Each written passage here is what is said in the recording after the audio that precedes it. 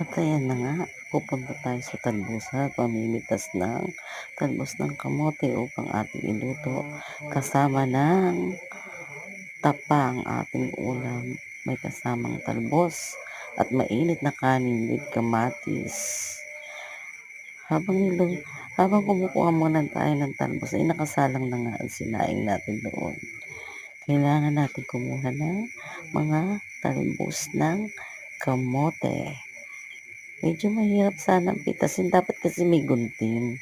Eh, hindi nga ako nakakuha ng gunting kaya kinurot-kurot ko na lang isa-isa para makuha yung talbos ng kamote.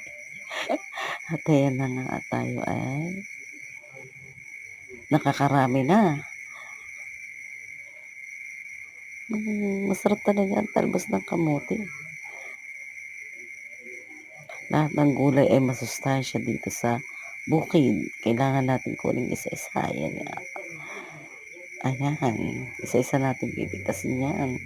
Makita mo naman kung gaano karami ang aming talbos ng kamote dito sa bukid. Pipitasin natin isa-isa siya.